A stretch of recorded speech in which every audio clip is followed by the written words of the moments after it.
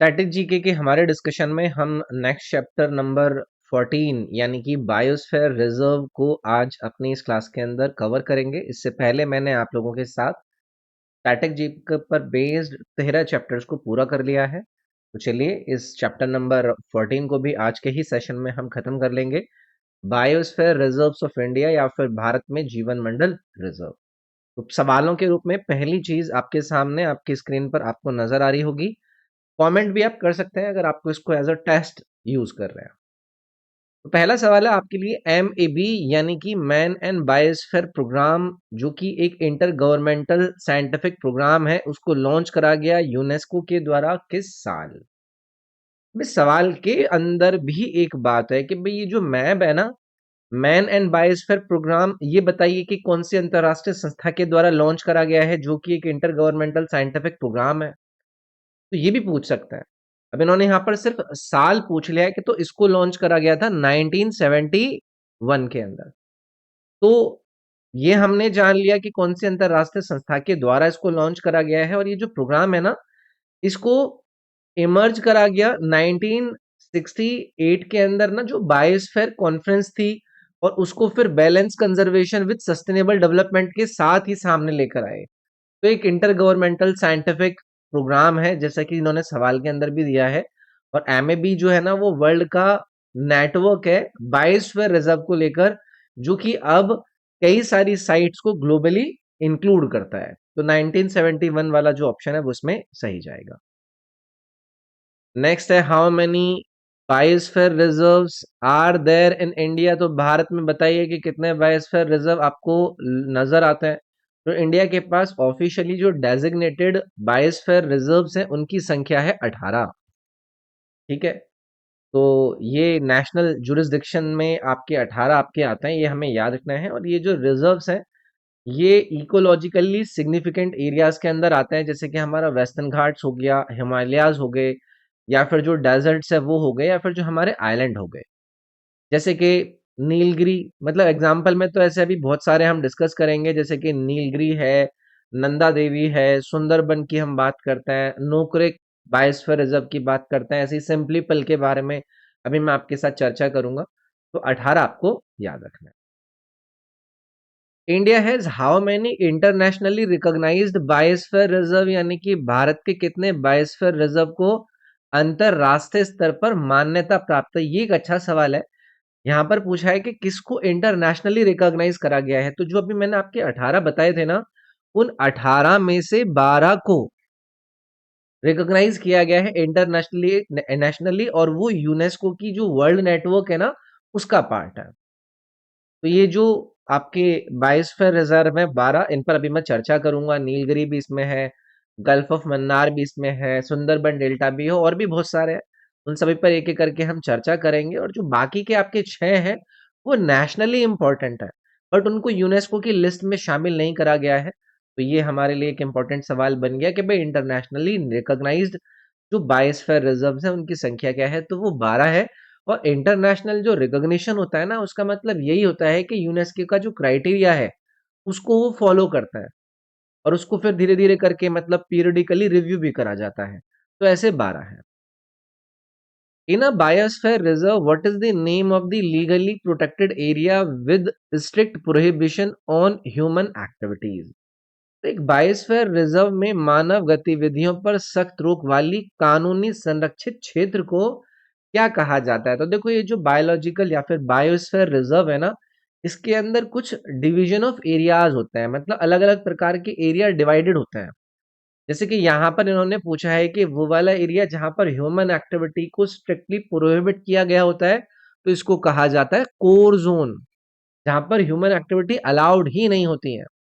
और ये जो कोर जोन है ना, ये सबसे ज्यादा स्ट्रिक्टली मतलब प्रोटेक्टेड एरिया है, जहां पर किसी भी प्रकार की ह्यूमन एक्टिविटी अलाउड ही नहीं है। तो इसका जो प्राइमरी रोल है वो यही है कि जो वाइब डाइवर्सिटी है, जो इकोसिस्टम है, या फिर जो वहां पर स्पीशीज रहते हैं, उनकी इंटीग्रिटी को कंजर्व करना। ओके, तो टिपिकली मतलब जो ऐसे नेशनल पार्क होते हैं या फिर वाइल्ड लाइफ सेंचुरी आते हैं, वो विद इन द रिजर्व आप इसी के अंदर, आप इसी आपके कोर जोन के अंदर उनको आता हुआ देखते हैं। तो लीगली इसको प्रोटेक्ट किया गया होता है, सो दैट के इकोलॉजिकल जो बैलेंस है उसे बनाए रखा जाए। What is the name of the area in a biosphere reserve where limited tourism, fishing, grazing and research activities are allowed? Biosphere reserve का वह क्षेत्र जहां पर सीमित पर्यटन, मछली पकड़ना, चराई और अनुसंधान गतिविधियों की अनुमति होती है, उसे क्या कहते हैं? अभी पीछे मैंने कोर जोन के बारे में बताया था, ऐसे ही एक बफर जोन होता है। ये बफर जोन के अंदर आप ना जो कोर वाला एरिया था, ये उसके बाहर वाला एरिया है जहां पर सस्टेनेबल एक्टिविटीज अलाउ होती हैं। तो यहाँ पर लिमिटेड टूरिज्म अलाउ होता है, वहां पर रिसर्च को लेकर कुछ एक्टिविटी अलाउ होती हैं, रिसोर्स का यूज करना हो या फिर जो ट्रेडिशनल लाइवलीहुड की चीजें हैं वो आपकी यहाँ पर अलाउ करी जाती हैं। और ये जो बफर जोन है ना, ये एक प्रकार से प्रोटेक्टिव ट्रांजिशन है आपके कोर का, और सो दैट के जो ह्यूमन प्रेशर है उसको वहां पर हम रिड्यूस कर सके इस बफर जोन को लेकर। एजुकेशन को सपोर्ट करता है, यहाँ पर मॉनिटरिंग होती है, जो इकोनॉमिक एक्टिविटी होती है लोकल कम्युनिटी के लिए उनको कंट्रोल करा जाता है। तो ये बफर जोन है। Which among the following is the first biosphere reserve of India? Bharat का पहला बायोस्फीयर रिजर्व निम्नलिखित में से कौन सा है? ये स्टैटिक फॉर्म में सवाल आपका हो गया, तो नीलगिरी आपको इसमें याद रखना है भाई। तो नीलगिरी बायोस्फीयर रिजर्व पहला था जिसको डिक्लेयर करा गया था 1986 में, ये भी हमें याद रखना है। तो वेस्टर्न घाट में आपका ये आता है जिसमें तमिलनाडु, केरला और कर्नाटका, तो ये भी हमें याद रखना है। इसमें तमिलनाडु भी आ जाएगा आपका, केरला भी आ जाएगा और कर्नाटका भी आ जाएगा। ठीक है, ये तीनों राज्यों के अंदर वेस्टर्न घाट वाले पोर्शन के अंदर आपका ये बायोस्फीयर लोकेटेड है। और डाइवर्स इकोसिस्टम है, रेन फॉरेस्ट हो, वहाँ के ग्रासलैंड्स हो या फिर जितने घने वहां पर जंगल होते हैं वो सब आपके इसके अंदर आते हैं। The Nilgiri mountains are a part of Nilgiri पर्वत श्रेणियां, बताइए कि इनमें से किस एक श्रेणी में आपको लोकेटेड नजर आती है? तो अभी मैंने पीछे बताया था ना कि पश्चिमी घाट वेस्टर्न घाट की पार्ट में आपका आता है। Nilgiri mountains south western Ghats का इकोसिस्टम है ना, और ये जियोलॉजिकली और इकोलॉजिकली इंटीग्रल है इसकी बायोडायवर्सिटी हॉटस्पॉट के लिए। तो ये जो रीजन है ना, यहाँ पर एंडेमिक स्पीशीज भी देखने के लिए मिलते हैं, जैसे कि नीलगिरी जो तहर है वो आपका यहाँ पर पाया जाता है। यहाँ पर मालाबार जाइंट स्क्वेरल पाई जाती हैं और भी कई सारी चीजें यहाँ पर पाई जाती हैं। तो वेस्टर्न घाट्स का पार्ट है। नीलगिरीज आर नोन एज कौन से माउंटेन्स? अब देखो नीलगिरी की दूसरा अन्य रूप से किन पहाड़ियों के रूप में जाना जाता है? अभी नील का मतलब समझते हो ना आप, तो ब्लू माउंटेन्स यानी कि नीली पहाड़ियां। तो नीलगिरी लिटरली मीन होता है ब्लू माउंटेन्स। संस्कृत तमिल में नीला मतलब ब्लू होता है, गिरी का मतलब माउंटेन होता है। तो ये जो नेम है वो आपका एक ना फूल होता है, ठीक है, कुरिंजी करके फूल होते हैं जो कि पर्पल ब्लू कलर के होते हैं। तो 12 साल में उस क्षेत्र के अंदर आपका मतलब एक तरीके से ब्लूम करते हैं, तो उससे ये नाम इसको दिया गया है। ठीक है। Which among the following is a part of UNESCO's world network of biosphere reserve? निम्नलिखित में से कौन सा यूनेस्को के विश्व बायोस्फीयर रिजर्व नेटवर्क का हिस्सा है? फिर से अभी मेरे को लगता है आप सभी लोग आंसर कर देंगे। अभी जिस नीलगिरी की बात कर रहे थे वो आपका हिस्सा रहेगा। नीलगिरी बायोस्फीयर रिजर्व को डेजिग्नेट किया गया था यूनेस्को के द्वारा, कब? 2000 में, अपने एक अंतरराष्ट्रीय जो इनका डेजिग्नेटेड है उसमें। तो नीलगिरी इसमें आपका बन जाएगा। ठीक है। अब यहाँ पर आपको शेषाचलम की जो हिल्स है वो भी दी गई हैं। ये 2010 में आपका रिकॉग्नाइज करे गए थे। ओके। और जो कोल्ड डेजर्ट है ये आपका कब रिकॉग्नाइज करा गया था? ये 2009 में करा गया था। ओके। बट ये नेटवर्क का पार्ट नहीं है। नेटवर्क का पार्ट पूछा जाएगा तो आप ये नीलगिरी को ही आंसर करेंगे। ठीक है, बायोस्फीयर रिजर्व के नेटवर्क का जो यूनेस्को का उसका part. Nilgiri tahr found in the Nilgiris is a state animal of which of the following states? नीलगिरियों में पाए जाने वाला नीलगिरी टहर निम्नलिखित में से किस राज्य का राज्य पशु है? ये एक इंपॉर्टेंट सवाल है। तमिलनाडु का स्टेट एनिमल है भाई नीलगिरी तहर। तो स्टेट एनिमल ऑफ तमिलनाडु को लेकर ये सवाल पूछा जाता है। ये जो माउंटेन घास के मैदान होते हैं ना, ये वहां पर नेटिव होते हैं आपके नीलगिरी और वेस्टर्न घाट्स के अंदर। तो ये हमारे लिए इंपॉर्टेंट है।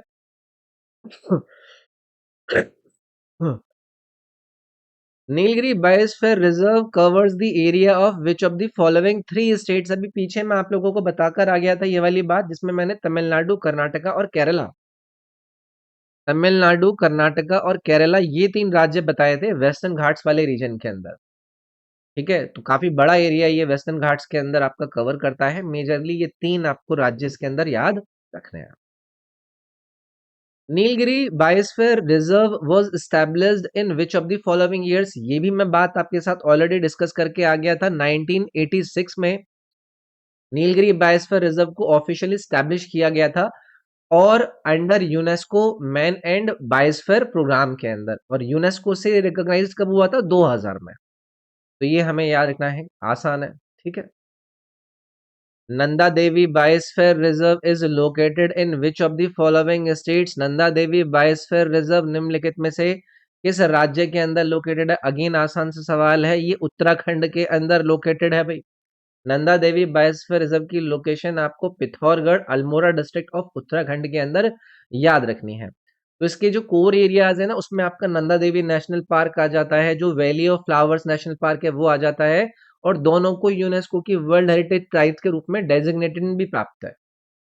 तो ये शुरुआत में डिक्लेयर करा गया था 1982 में, लेकिन लेटर इसको वर्ल्ड हेरिटेज साइट के रूप में इंस्क्राइब कर दिया गया था 1988 में। तो बायोस्फीयर आपका उत्तराखंड में रहेगा Nanda Devi. Valley of flowers national park forms the core area of which of the following biosphere reserve. जो valley of flowers national park है वो बताइए कि इनमें से कौन से बायोस्फीयर रिजर्व का कोर एरिया है। तो अभी मैंने आपको बताया ना, नंदा देवी का जो कोर एरिया है उसमें आपको ये आपका valley of flowers national park नजर आएगा। आसान है, कोई भी परेशानी नहीं होनी चाहिए, ऐसी बेसिक बातें याद रखनी है।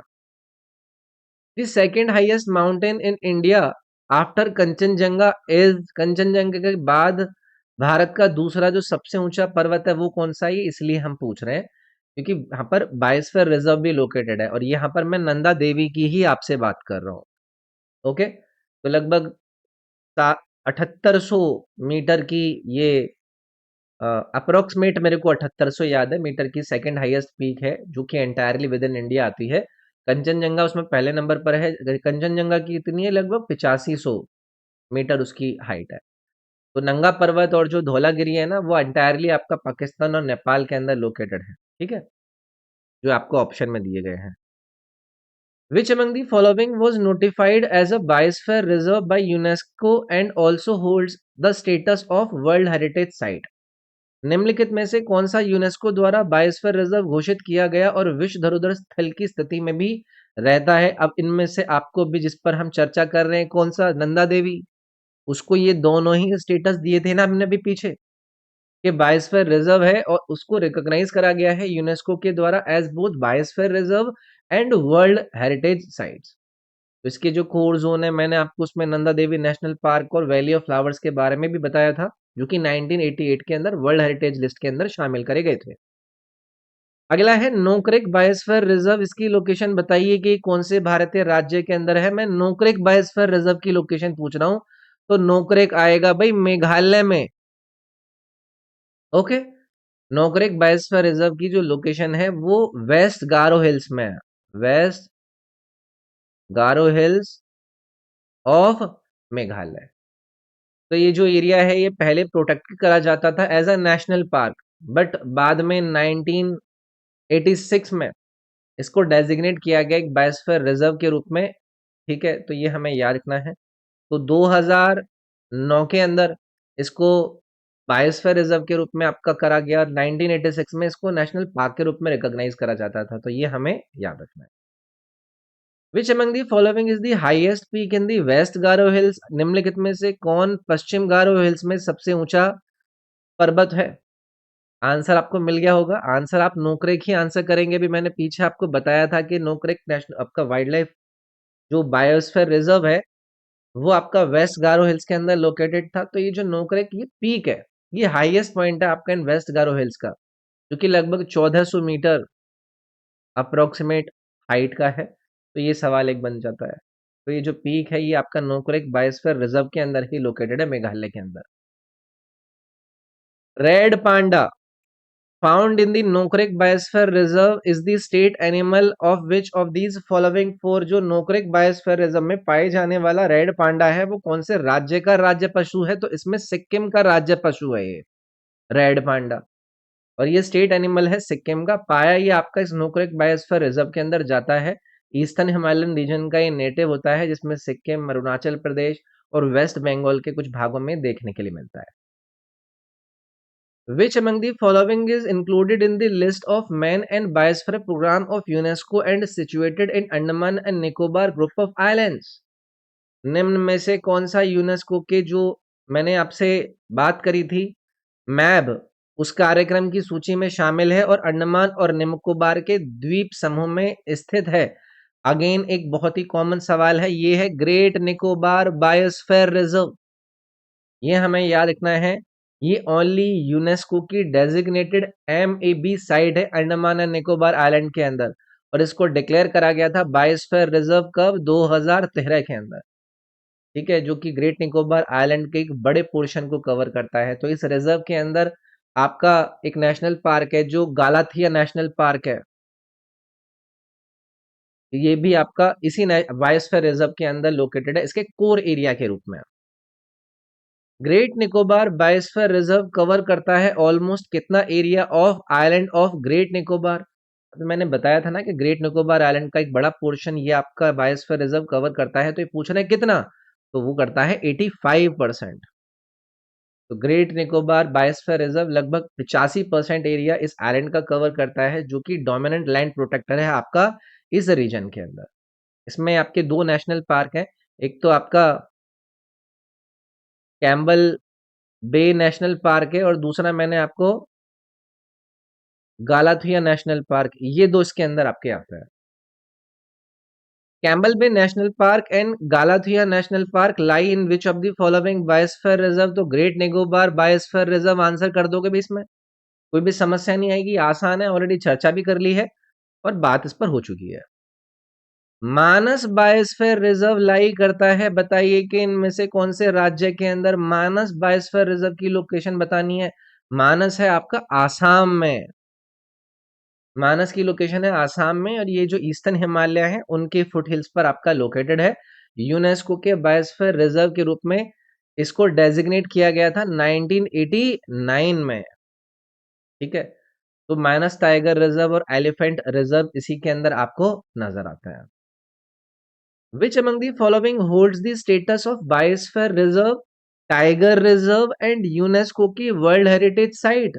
निम्नलिखित में से कौन सा टाइगर रिजर्व, बायोस्फीयर रिजर्व और यूनेस्को के विश्व धरोहर स्थल की स्थिति रखता है? अभी जिस मानस पर हम बात कर रहे थे आसाम के अंदर, उसी के पास ये तीनों के तीनों स्टेटस है, बायोस्फीयर रिजर्व का भी, टाइगर रिजर्व का भी और यूनेस्को की वर्ल्ड हेरिटेज साइट का भी। तो इसको इंस्क्राइब किया गया था वर्ल्ड हेरिटेज साइट के रूप में, वर्ल्ड हेरिटेज साइट के रूप में मानस को कब डिस्क्राइब किया गया? 1985 में। ठीक है, टेम्पररी लिस्टिंग हुई थी इसकी एंडेंजर्ड में अंटिल 2011 तक, फिर बाद में इसको प्रोजेक्ट टाइगर के थ्रू और एलिफेंट के थ्रू भी रखा गया था। Manas national park is the core area of which biosphere reserve? तो मानस बायोस्फीयर रिजर्व का ही एक कोर एरिया है मानस नेशनल पार्क। बिल्कुल आसान सवाल है, इस पर कोई परेशानी होनी नहीं चाहिए। Which biosphere reserve lies between coastal region of India and Sri Lanka? Bharat और श्रीलंका के तटीय क्षेत्र के बीच में कौन सा बायोस्फीयर लोकेटेड है? बहुत ही आसान और बहुत ही इंपॉर्टेंट, यहां पर आपको नजर आएगा गल्फ ऑफ मन्नार। ये जो रिजर्व है, ये जो पानी है ना इंडिया और श्रीलंका के बीच में, ये वहां पर लोकेटेड है। तो इसमें मरीन वाला पार्ट भी आता है और आइलैंड वाला इकोसिस्टम भी आता है, जहां पर कोरल रीफ्स और जो सी ग्रास बीट्स हैं वो आपको देखने के लिए मिलती हैं। तो इकोलॉजिकली ये तमिलनाडु और श्रीलंका के कोस्ट को या शोर लाइन को कनेक्ट करने का काम करता है gulf of Mannar. Which biosphere reserve is famous for dugong, जो कि एक सी काव है? किस बायोस रिजर्व को डुगोंग काव के लिए प्रसिद्ध माना जाता है? तो अभी जो इंडिया और श्रीलंका के बीच के वाटर के अंदर हमने biosphere reserve gulf of Mannar देखा था ना, वहां पर आपको ये डुगोंग जो कि सी गाय है उनका ये की हैबिटेट यूज है, तो ये हमारे लिए यहाँ पर नजर आता है। ठीक है, तो जो भी आपके पानी वाले जो प्लांट होते हैं ना, उनको ये फीड करती है, उनके ऊपर ये खाना के लिए आश्रित रहती है। Which among the following biosphere reserves is declared as national park, tiger reserve, elephant reserve, UNESCO World Heritage Site and a Ramsar site also? इन चार में से कौन सा है जिन्हें ये चारों की चारों चीजें घोषित करा गया है? तो यहां पर आप आंसर करेंगे सुंदरबन। ये बायोस्फीयर रिजर्व है जिसमें सुंदरबन नेशनल पार्क आ जाएगा, आपका टाइगर एंड बायोस्फीयर रिजर्व आ जाएंगे, आपका रमसार वेटलैंड भी आ जाएगा।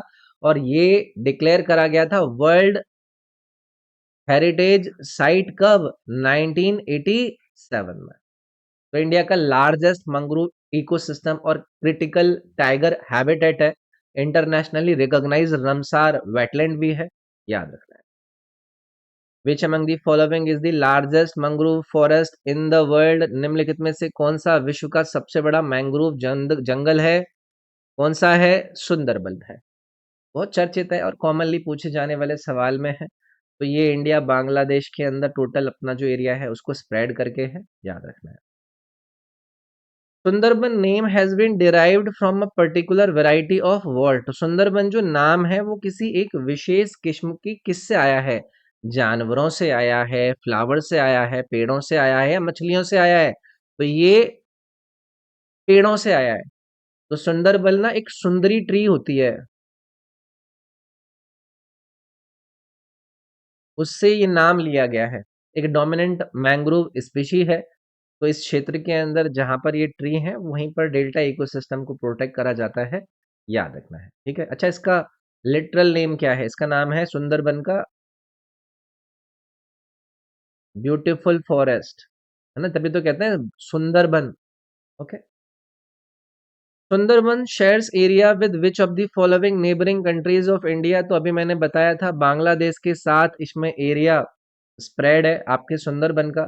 तो सुंदरबन डेल्टा रीजन इंडिया जो कि वेस्ट बंगाल के पार्ट में और बांग्लादेश के साथ ही आपका शोर होता है।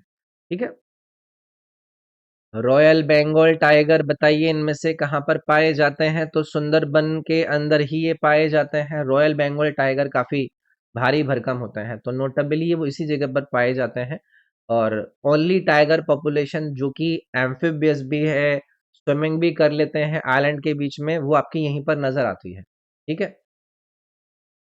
Which among the following biosphere reserve is situated in Orissa? अब इन चार में से बताइए उड़ीसा के अंदर लोकेटेड जो नेशनल जो बायोस्फीयर रिजर्व है वो कौन सा है? तो ये है आपका सिंपलीपल या फिर Similipal.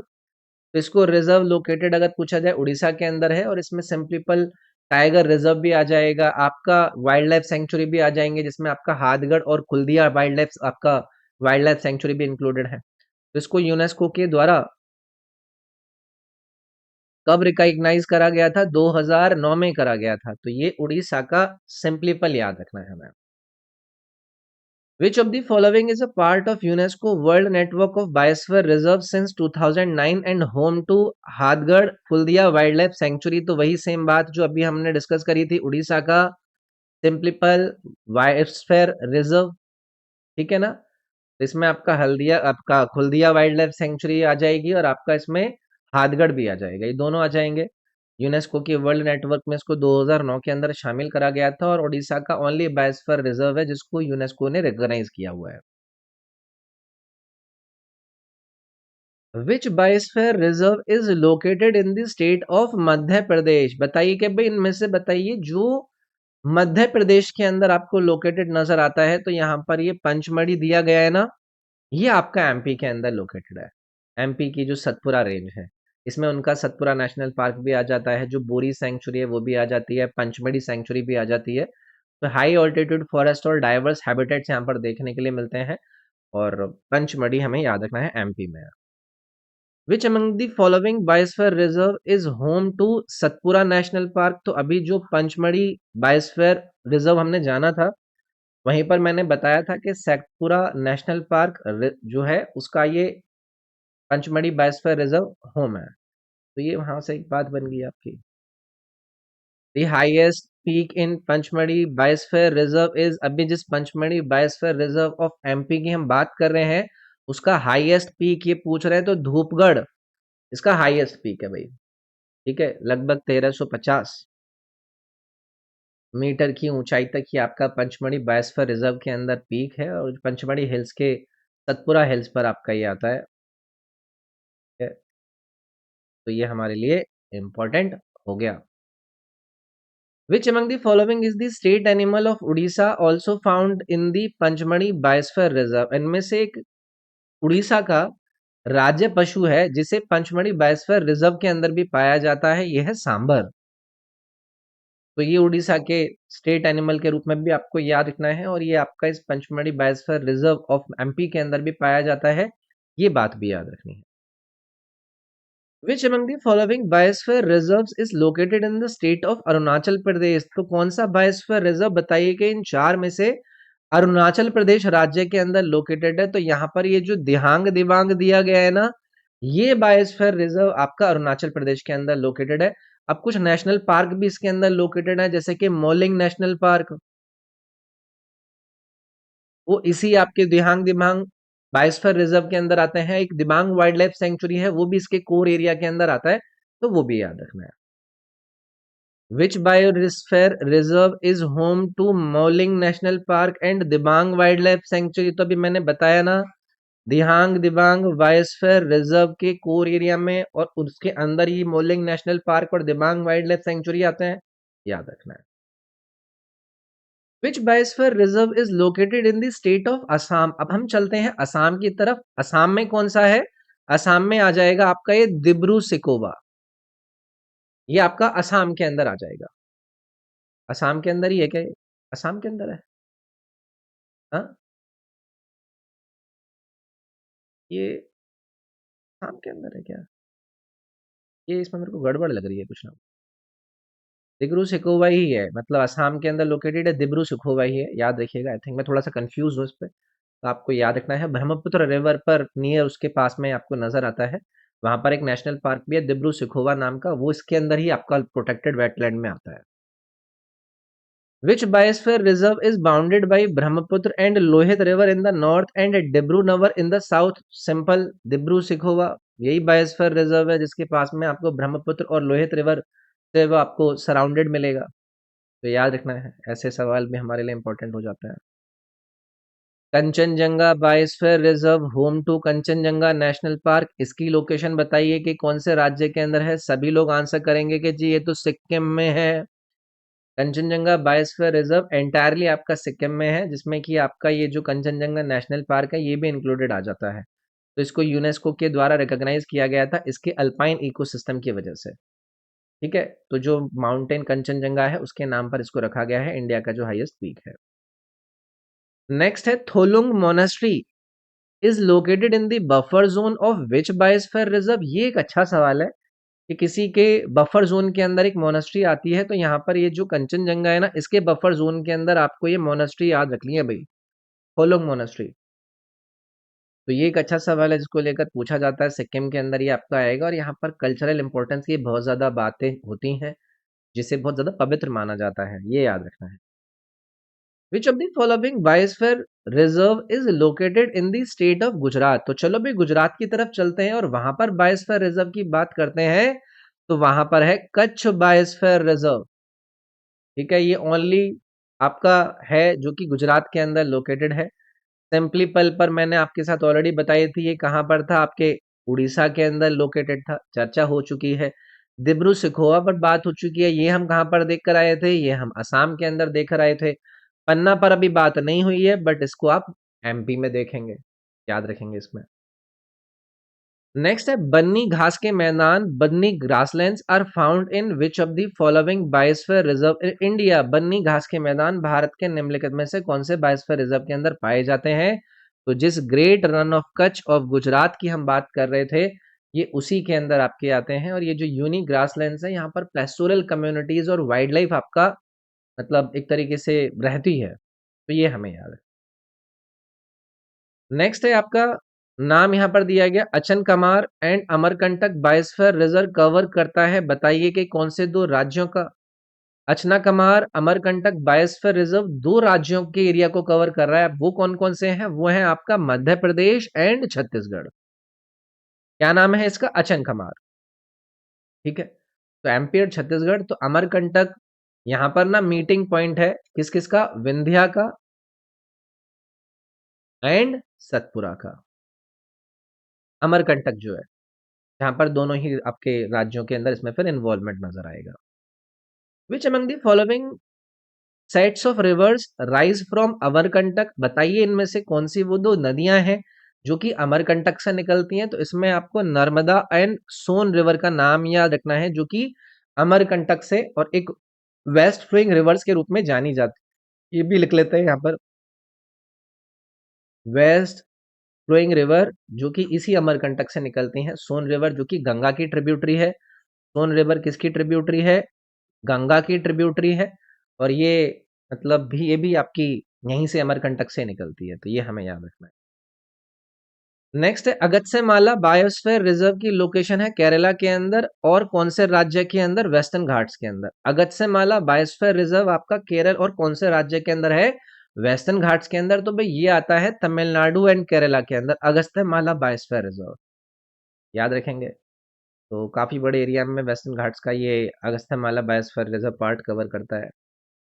Which of the following is also a home to the Kanikkaran tribe, one of the world's oldest surviving tribe. निम्नलिखित में से कौन सा बायोस्फीयर रिजर्व दुनिया के सबसे पुराने जीवित जनजाति समूह में से एक कन्नीकरण जनजाति का घर भी है। तो अभी जिस अगस्त्यमाला बायोस्फीयर रिजर्व की मैंने बात करी थी, वहीं पर आपको एक कन्नीकरण जनजाति भी पाई जाती है। तो ये एक सवाल आपका पूछा जा सकता है। कोल्ड डेजर्ट बायोस्फीयर रिजर्व की लोकेशन बताइए, कौन से इन चार में से राज्यों के अंदर लोकेटेड नजर आएगी। कोल्ड डेजर्ट लोकेटेड है हिमाचल प्रदेश के अंदर, ठीक है। तो इसको डिक्लेयर करा गया था बायोस्फीयर रिजर्व कब, 2009 के अंदर। और ये आपका जो लाहौल स्पीति वाला रीजन है, यहाँ पे लिख देते हैं लाहौल स्पीति में आपका ये लोकेटेड है cold desert. Which of the following biosphere reserve is home to Peen Valley National Park, Chandratal, Sarchu and Kibber wild life sanctuary. तो कोल्ड डेजर्ट बायोस्फीयर रिजर्व का ही पार्ट है हिमाचल प्रदेश के अंदर, ये हमें याद रखना है। और स्नो लेपर्ड वगैरह यहाँ पर देखे जाते हैं, जो हिमालयन आइबेक्स हैबिटेट्स है वो भी आपका यहाँ पर आता है, देखते हैं। Which among the following is key fauna of cold desert biosphere reserve, कौन सा कोल्ड डेजर्ट बायोस्फीयर रिजर्व का प्रमुख जीव है, अभी बताया ना मैंने आपको, कौन सा, स्नो लेपर्ड, हिम तेंदुआ। ये की स्टोन प्रेडेटर है कोल्ड डेजर्ट बायोस्फीयर रिजर्व के अंदर, जहां पर लगभग 27 अभी स्पेन वैली के अंदर ही अकेले रहते हैं। तो कैमरा इसको ट्रैप करके बताता है। तो ये स्नो लेपर्ड आपका यहीं पर मिलता है।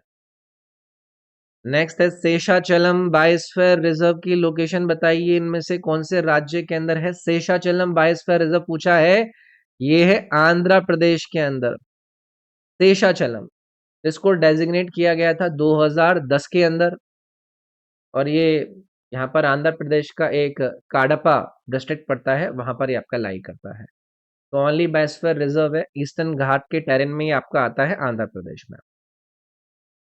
Shri Venkateswara national park from the core forms the core area of which of the following biosphere reserve.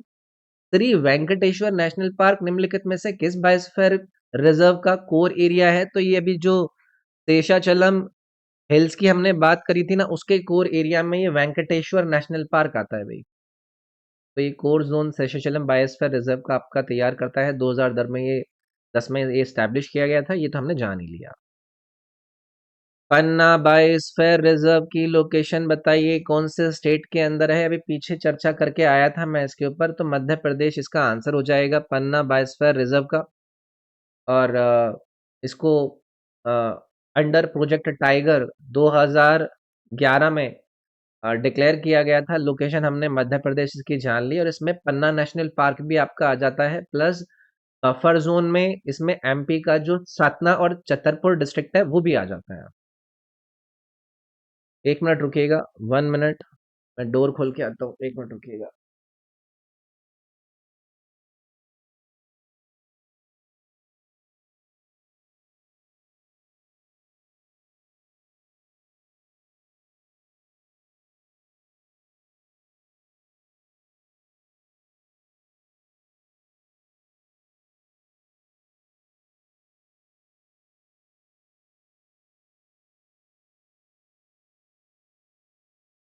ठीक है, तो which among the following biospheres in India does not lie in the UNESCO world network of biosphere reserve? भारत के निम्नलिखित biosphere reserve में से कौन सा यूनेस्को विश्व नेटवर्क का हिस्सा नहीं है? ये नहीं वाली जो बात इन्होंने करी है ना, उस पर ध्यान दीजिएगा। तो मैंने आप लोगों से सुंदरबन का जिक्र किया, पार्ट था। नीलगिरी का जिक्र किया, पार्ट था।